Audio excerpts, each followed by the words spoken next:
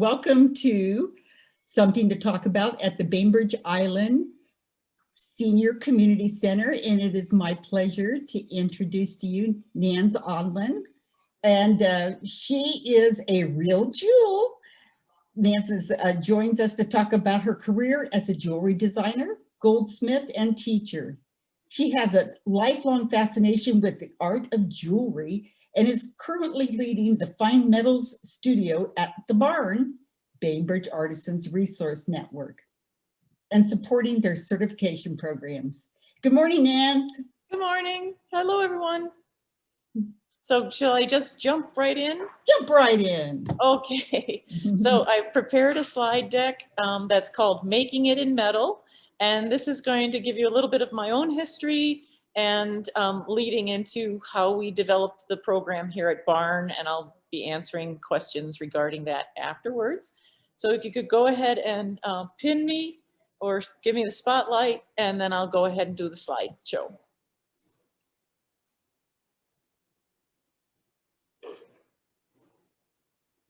All right, so Making It in Metal. Here I am in my little studio, and I'm working with a hydraulic press. And as we go into the slideshow, you'll see how I use the hydraulic press to make different jewelry items. Excuse me. Okay, that's not going to do it. Okay, here we go. So I have a couple pieces here that I made in high school. And I was working with plastics, and this was back in 1974, 1975, and just different plastics. These were two different necklaces that I made. I was very influenced by the Egyptians, and so the one that's on the your lower right-hand side, that was clear plexiglass that my mother almost killed me because I put it in the oven to get it hot enough so I could bend it, and the oven just smelled horrible. Oh, dear. But and then I riveted it with silver rivets, and it hinged, so it went on like an Egyptian collar. And it did. It won a gold key in the Scholastic Art Awards in high school. So this has been something that I have been asked an awful lot, is what are the careers? And since I started the Certificate of Craft program for the jewelry studio here at Barn, these are the different careers that I've been talking about with the students who are coming to us. So a bench jeweler, jewelry manufacturer, I've spent a majority of my career doing that, but also doing other parts of that. Almost every job I have listed on this slide is something I have done in my 40 some odd years as a jeweler. So bench jeweler, jewelry manufacturer is one. I primarily have done jewelry design, and I was with Nordstrom through the 1990s, and for them I was their new product development and production manager and production director. I was also a model maker and have become CAD/CAM. If nobody is familiar with what that means, CAD is computer aided design and CAM is computer aided manufacturing. And here at Barn, we have both of those opportunities available to the students who will be taking our Certificate of Craft program. In our electronic technical arts studio, we have the CAD/CAM available for students to use, and they can 3D print. The CAD is computer aided design, is a 3D modeler, and then the CAM is a 3D printer. So we have those available, and we will be teaching that. Jewelry repair and restoration, I've actually done that in the community here. I worked for Blue Heron Jewelers over in Poulsbo from I think from about 2014 to 2019. And they are a wonderful organization, a wonderful company, and great place. I love all the people who work there are wonderful people. So there's also jewelry buyer and sales associate. I've worked as that. And then probably the one thing I haven't done is appraiser, gem dealer, and antique dealer. And those are very specialized areas. Here's a few of my pieces from when I was getting my Bachelor of Fine Arts at Northern Illinois University.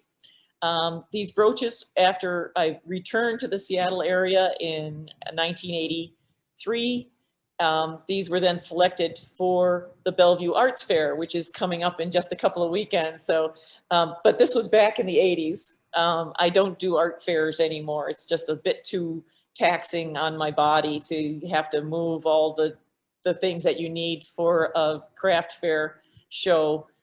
So that was back when I was in my 20s, and I had the vim and vigor to do all of that stuff. But these were a few of them. These were also went around.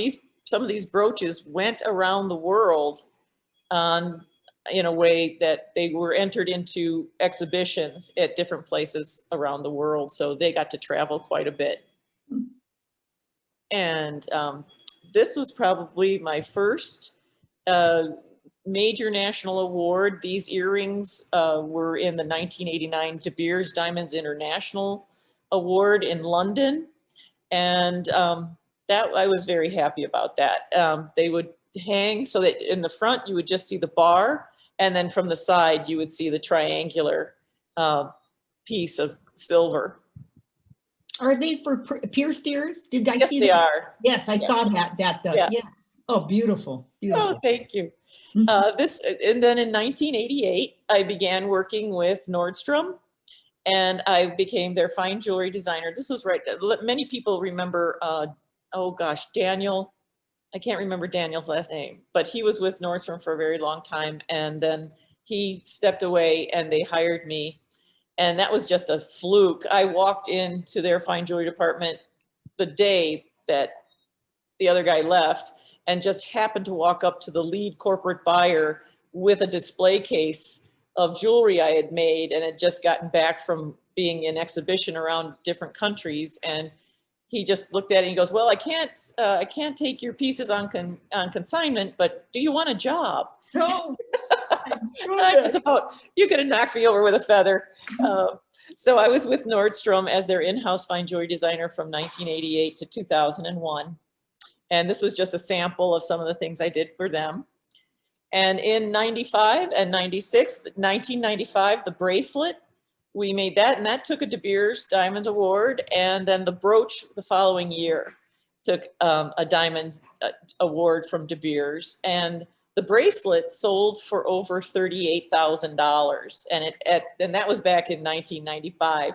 And it had over 5 carats of diamonds, and they were all the highest quality EVVS quality matched diamonds.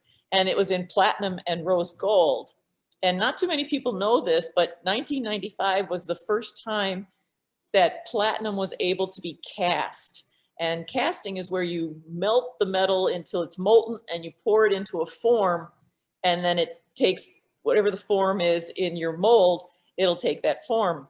Well, platinum melts at such a high temperature, and it actually, you can't look at platinum when it's molten because it will burn your retinas. So everybody thinks that platinum was being worked with, and it was being fabricated, and you had to wear welding goggles when you were working with it. And so to cast platinum was just we never had the technology. But in 1994 and 95, I was working with a company in New York because I was with Nordstrom, and we had a lot of customers asking for designs in platinum because that was getting very popular. And so I started working with a company in New York on, can we cast platinum? And we had to get special formalized flasks and special formalized things to take this high heat. And this bracelet was one of the first test pieces that this Carrera Castings out of New York were able to get successfully cast in platinum. So I think that had something to do with why it won the award, but it could have been just good design as well. it's stunningly beautiful. Oh, thank you. A woman in Yakima bought that bracelet and still has it to this day, as far as I know. And the following year, this is the year following, actually, my son was born in 1997. And the following year, I took a bunch of awards, which I think it was just because I was that creativity of being a mom. And so we had the earrings took a Platinum Guild International Award. And this took a pearl, American pearl. People don't realize that pearls in the United States, in the Mississippi River and in the Missouri River, there are oysters that produce pearls. And back in the, around the time of the 1880s, right after the Revolutionary War, there was a huge pearl industry in the United States. And it was almost wiped out in the 1970s because of pollution from industries dumping their raw chemicals into the Missouri River and the Mississippi River, that they almost wiped out all the pearl beds in those two rivers. And the Environmental Protection Agency that was established in the 1970s stopped that from happening. And the pearl beds in the Missouri, the Ohio, and the Mississippi River have all come back. And so there are American harvested cultured pearls now because of the Environmental Protection Agency and the Environmental Protection Act of the 1970s. And this was a piece, this brooch was actually entitled Sunset Over the Olympic Mountains, because you know, on those hazy days in spring where it's all cloudy and you can see the sun setting over the Olympic Mountains, and it just looks like a big white ball in the sky because of the cloud cover. So that was my my expressing my love for the Pacific Northwest. Yes. Yeah. Your inspiration. Yes, yes. These are a pair of Tahitian pearl earrings with pink sapphires and platinum. Again, I really used the cast platinum quite a bit in my work once I worked out with this company how we were going to be doing it. So these were cast platinum and Tahitian pearls, and they took a Spectrum Award. The American Gem Trade Association has been doing, they host the Spectrum Awards, and they also host one of the largest gemstone conferences in the world. And it takes place in, and maybe some people have heard of this, Tucson, Arizona. The first weekend in February is the gem show. And it's the biggest gem show in the world. And the whole world comes to the United States to go to Tucson, Arizona. And that's when they have this award ceremony. And so that was a lot of fun. Lovely. Yeah. And so then in 2001, I left Nordstrom and started working as a freelance designer. And shortly thereafter, the World Trade Center was bombed. And that kind of, like, a lot of companies closed down. They're doing freelance design. So that was kind of like, okay, this is not working. So I was talking with the head of the University of Washington, the head of the metals department there, who was Mary Lee Hu. And she is internationally renowned for her work. And if you ever have a chance to Google anybody, definitely Google Mary Lee Hu, and her last name is spelled H-U. And she is just an amazing artist. And I was talking to her about, you know, what to do. And she offered me the teaching scholarship. Again, one of those kind of things. I was there to talk to her about other things. And she said, oh, you would be a good candidate for the teaching scholarship. Why don't you apply? I did, and I got it. And this was my master's thesis work, which is kind of like a collection. It was 24 two-finger rings. And I was exploring all of the different metalsmithing techniques I had learned up until that point. Up until that point, I had already been in the jewelry industry for about 25 years. I had won a bunch of awards, and I was at a place where it's like, okay, what do I do now? I was kind of burnt out because at Nordstrom, we were producing about 350 pieces of jewelry a month, which, you know, 10 a day, 10 or more a day, which was really taxing and very, very difficult. And like I said, in 1997, my son was born, and I didn't want to have to be working 60 hours a week. I wanted to be a mom. And so I got a little time to be a mom until he started kindergarten the year I started my graduate work. So we were both going to school, and sometimes I would pick him up after his after-school daycare, and I'd take him back out to the University of Washington with me because there was a Pagliacci pizza on campus. And we would go have Pagliacci pizza for dinner, and then he would play while I continued to do my work. And he decided that because they had a Pagliacci pizza at the UW, that's where he wanted to go to get his graduate degree. I love it. Well, and I have to say, he disappointed me because he's now getting he's getting a doctorate, but he's getting it at Washington State because they offered him a scholarship. So probably has something to do with what he's majoring in, and I get well, that. UW accepted him, but the Washington State offered him a scholarship. So I was like, come on, go with them. They're much, that's much better. So this was also one of the 2 fingered rings that was part of the group. I did these 22, and the 24 rings were based off of the major cards in the tarot. And I was approaching that these should be the tarot cards. Everybody thinks of them as the fortune telling cards that gypsies use, but they've also been identified by Carl Jung as archetypal images of how human beings move through different stages of their life. And it was probably humans' first attempt at trying to understand the psychology of what was going on in your natural development. And this ring in particular was for the car, the Star. And it was a star, it's an aquamarine, and it has a star in it. So when the light hits it, it looks like light goes in different points of a star. It was really beautiful. And I entered that, and that received an award for the Bench Jewelers Award for a ladies' ring. That whole ring is held together by 2 invisible rivets. And that was what the Bench Jewelers, when they saw it, they were all just, how'd she get this to go together? How is this put together? They couldn't figure it out, so they just gave it an award. A lot of fun. And then this is my, after graduate school, I was offered the artist in residency at the University of Washington. And this was the work that I started to do with them. Saul Bell is the name of a gentleman who was a jeweler, and his family started a company, a jewelry supply and tool supply company out of Albuquerque, New Mexico.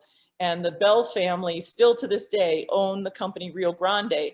And the sons and daughters of Saul Bell run the company to this day and began the Saul Bell Award to honor their father. And in 2007, this was one of the pieces I was making as an artist in residence. And I submitted it for that award and won an award. So that was that. And at that same time, I was working as a magazine editor for Art Jewelry magazine. This is where I started my very earliest pieces from high school. I was working with plastic, and here in 2009, I kind of went back and I was like, let's see how plastic has kind of changed, how my ideas changed. And in this is cast resin. And so you mix the resin up. It's just like epoxy glue, but the resin then forms. And so these were a pair, and they again took first place for earrings in 2009. And again, working more with the resin. This is actually in the collection of the Whatcom Art Museum up in Bellingham. And I was at that time, I was getting my master's in education. Again, I got a scholarship. I noticed that a lot of jewelry programs were being closed. In 2007, the University of Washington closed its jewelry program, and it was nearly 100 years old. And they closed it in order to find money to build a new football stadium, which was kind of heartbreaking at the time. And so I was applying. I had worked as a magazine editor, and I was seeing that there was a lot of interest in jewelry making, but programs were being closed around the country. Community college programs were being closed. University programs were being closed. High school programs were being closed. And so I applied and was accepted to get a master's of education in adult education and technical education, because I wanted to go back to high school, as my high school teacher had helped me find this path. I wanted to honor her and go back and teach high school and perhaps put another person's feet on the same path. And so this bracelet was made at that time. And the watch parts that are in there, one of my mentors when I was a young jeweler was a watchmaker who's probably my age now, when I was a young 16, 17-year-old. And he was just a really lovely gentleman. And he passed away right around this time when I was going back to get a degree in education. And his widow contacted me and asked me, would I want to go through his workbench and was there anything I wanted? And there were some tools that I still have and I keep in memory of his. Bernie Ensel was his name. But they were boxes of these little watch parts that he had just laying all over the place. And so I took those and I made, this is clear resin, and the watch parts, I did different compositions. And in each of those panels, each panel is about 3/4 of an inch square. And in each one of those panels, I put a diamond. And it's kind of a play on words. Jeweled movement in a watch means it's very expensive. When we used to have manually wound watches, jeweled movements meant that they were making the ball bearings for the moving parts were made out of ruby. And that was a very expensive watch because you would have 10, 12, 14 jeweled, you know, there were little ruby ball bearings inside that watch. And that made for a very expensive watch. So I'm doing a play on words, I put 7 diamonds in this bracelet to honor my mentor, Bernie Ensel. And that's why I call it a 7-jewel movement, because the bracelet is very mobile and moves. But I was referring to the diamonds, that he was a diamond in the rough and all those kind of things. So beautiful. Oh, thank you. He has a steampunk vibe to it. Definitely. Oh, I just love it. Yeah, it was a lot of fun to make. Oh, and I was just so honored when the Whatcom Art Museum made me a purchase offer for it. So back to careers, and this is what we're doing at Barn, is we're opening, I hope to open this avenue towards a creative career up to young people. We're getting, we've had people as young as 18 apply for and go through the program. Right now, we're actually taking applications right now through the end of July.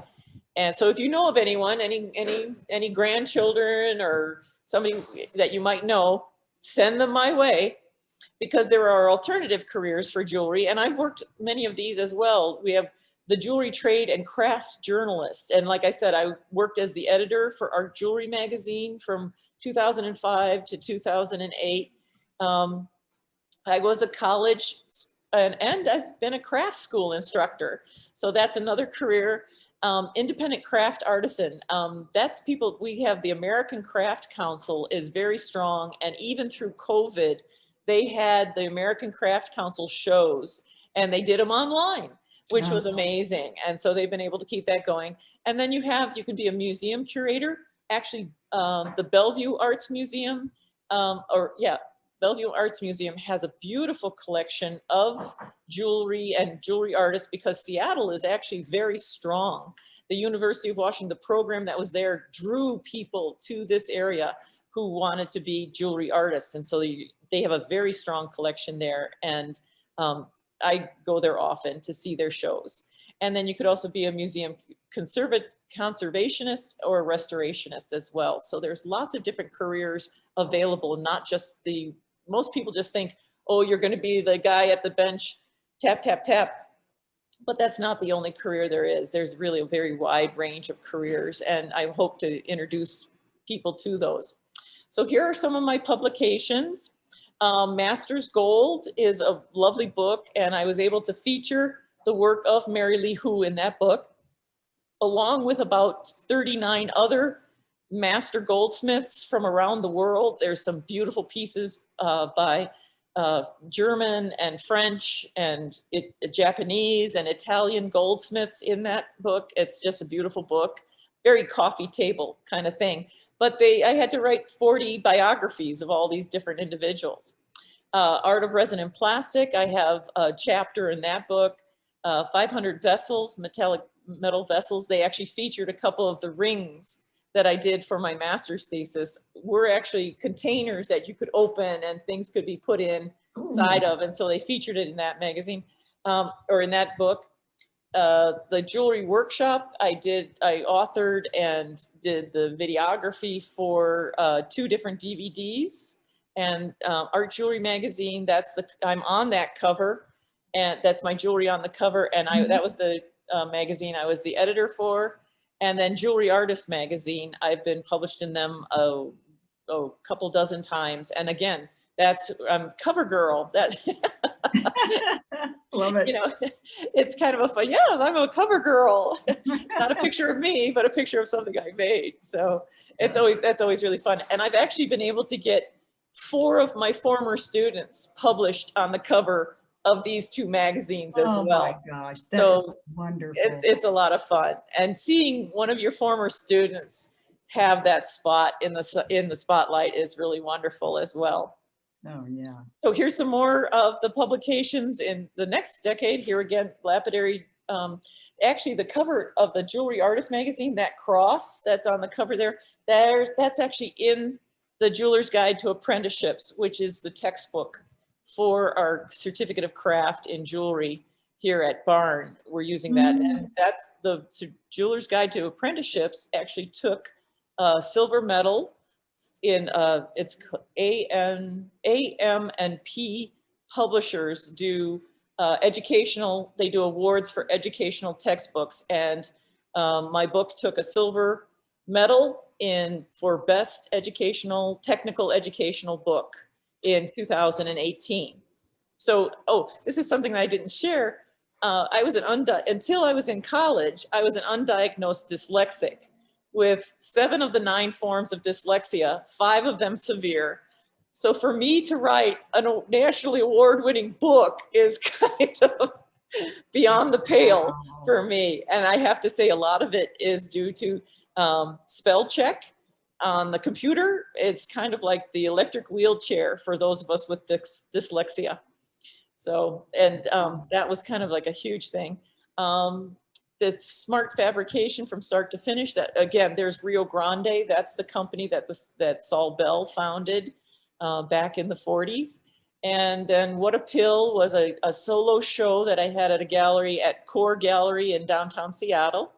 And the very last one, New Bracelets, that was delayed during COVID, but I have a page of my bracelets are featured in that book, and that came out of Spain.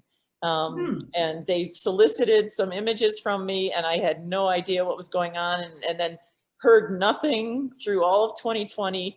And then just in February of this year, I got the book in the mail, and they're like, we were able to get it published. So we were all very excited and happy about that. And this is my final thing. These are all the different genres. The top left-hand side, that's Nordstrom. Below it is from my printed metal when I was an artist in residency. On the right-hand side, we have a 2-finger ring that was Justice. And then below that, a printed ring with a diamond. But in the center, that was a page from a February magazine this year, February. And that's me and our certificate of craft graduate, Justin Ellis. And the gal who's here today, Karen Olch, took the picture.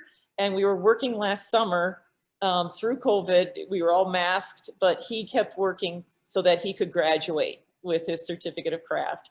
And that was taken just probably last year around this same time, but just got published in February of this year. And yes, that brings me to the end. Thank you so much. And I'll stop screen sharing and we can go to open questions. There we go. Anybody have a question? Go ahead and unmute yourself. I know I have a comment. I think I have a pair of your earrings. I didn't know it. It's the twisted silver ones. Oh, no, not mine. If you got them at Nordstrom's, I know who the designer is. Oh, okay.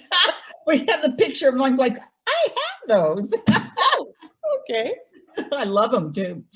So Sheila, do you have a comment or a question? Oh, okay. I had one. I was asking, I wanted to know if aesthetics and styles in fine jewelry have shifted over the course of your career and sort of what reflections you might have about that. What kinds of things are people interested in today? Oh, that's interesting. The general man on the street or woman on the street, really, it's the jewelry that they choose is really more sentimental than anything else. And so a lot of times it's, and this, I found this when I was at Nordstrom and when I was working with Blue Heron here in Poulsbo, is people would travel very far to come and have you interpret their ideas. And that was something that I got very good at. And I think it was, you know, partly because of my dyslexia. I was much more empathetic to people. And so I could pick up on signals and find out what they were trying to create and what they wanted to symbolize with their jewelry. And so that's remained rather traditional. But the university and college jewelry makers have gotten very far afield. And so we're now seeing things coming out of university programs that are just, you know, all sorts of eggshells and all sorts of wild things. They're very experimental. I saw this one piece that was a bracelet, and you could only see it in the virtual world. It didn't exist in the real world. Oh my goodness. Yeah, you could look at it, you could be wearing it, but the only way you'd see it is you'd have to take your cell phone to see it, because it was just a picture on your cell phone, but it would wrap around your wrist and you could only see it through a cell phone. So there's been some I mean, that's really kind of expanding the boundaries. So yes, there's been a huge change in that. The other change is when I came into the industry in the early 70s, it was 99% men and 1% girls and women. And it was very, very hard for women to get a place at the bench. They would have you, you know, oh, you're pretty, you go up front and you sell. And they'd let you be a salesperson, but I wanted to be a maker. And so the first company I apprenticed with from the age of 16 to the age of 19. They had me cleaning toilets and sweeping floors, but eventually they taught me how to refine gold, which, because it was a very dirty job and none of them wanted to do it. And they taught me different things. And that was when I ended up going, my high school teacher came back into the picture. We ran into each other at a workshop, and she was like, "What are you doing?" And I told her, and she goes, "Oh, I know somebody, you can go to college." And I didn't think I could, because my grades from high school were so bad. Her class was the only class I ever got an A in. And she said, "We'll get you in." And sure enough, she helped me put together a portfolio, and I submitted it, and I got accepted into the college. But what I've found is, because there's an entire generation like myself who pioneered, and that was, you know, when in the 70s and the 80s, we pioneered and we worked. And now I just recently completed a survey of who's who in the jewelry business. And now we're seeing that it's completely flipped. It's 80% women working at, you know, women making jewelry for women. It makes sense, but it's now flipped. There are women at the jewelry benches, and at Blue Heron is a woman-owned company with women jewelers in the back. And when I was with them, that was one of the great things that we were very proud of, is that it was women making jewelry for women. And that is nationwide. Although the bosses are still men and they still think it's mostly men, they don't realize that the whole thing is kind of turned, and it's now 80% women and 20% men.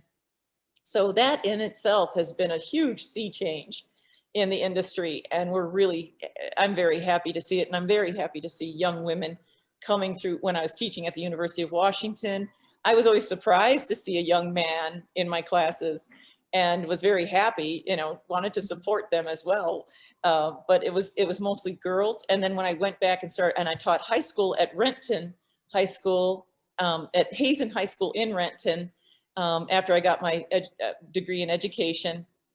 And that was a lot of fun, because I would have, it was just, high school students are just a hoot. They do the funniest stuff, and you just, you know, I would be laughing behind my desk, like, you know, trying to hide my face, because I would be laughing at the silly things they were doing. But at the same time, it was so wonderful to see a young person find something, be able to create something in metal. I had this one young man who was actually, he was like the star running back on the high school football team. And he was like, "How do I get an A in your class? How do I get an A in your class?"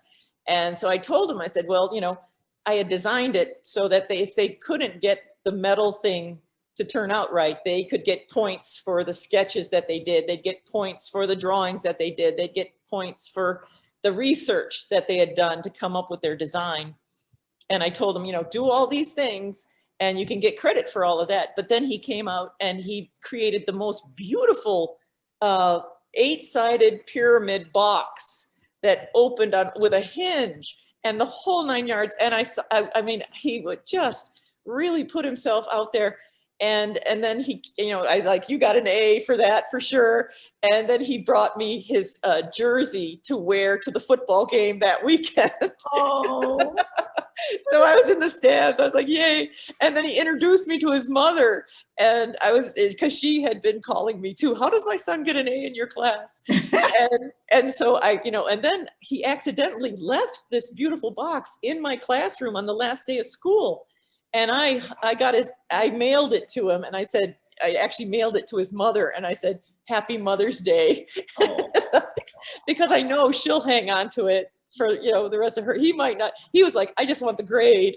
And I thought, you know, the mom really deserves to have this beautiful little box because it was just, he made it in brass and it was just gorgeous. And the hinge worked perfectly and it was lidded and just, so something like that, I really wanted to pass that back to the mom and make sure she could, you know, because my son was in high school up in Bellingham at the same time I was teaching in Renton, and my son was living with his dad. So all these young men in my high school classes reminded me of my son.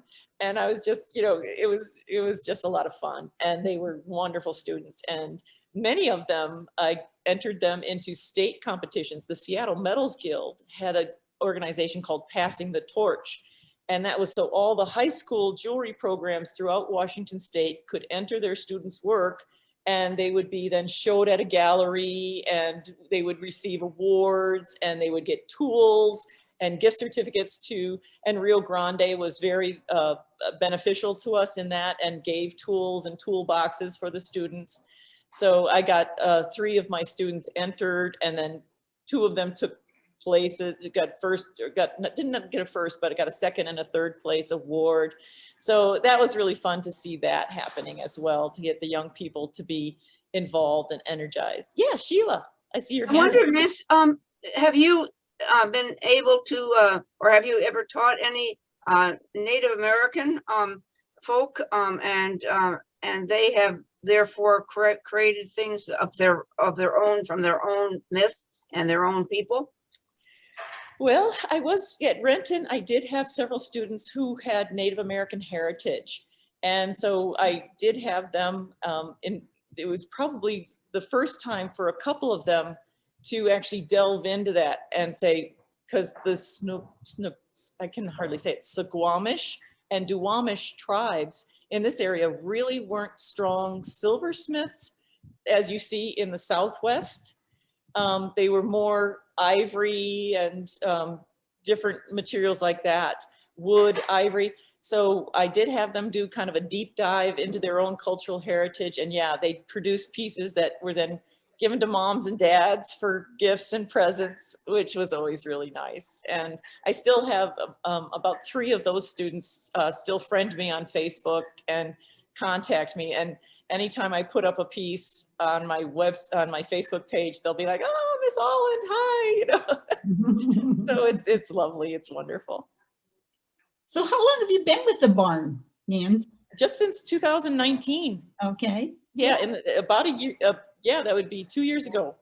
And right around this time of year, they hired me to start the Certificate of Craft program, and it was kind of a you know, hit the ground running. And so it kind of, I was glad we were able to have one student stay with the program throughout 2020, but 2020 also gave me the opportunity to redirect the curriculum to create it so that it would be more sequential in the learning. Back in 2019, when they hired me, there was already a listing of classes on the schedule that the community here had put up. So I had to like design the curriculum around what was already on the schedule. Whereas this fall, when we start, it will be a completely designed curriculum. And we have educators from Professor Emeritus from Calgary, Canada is going to be Zooming in to teach stone setting.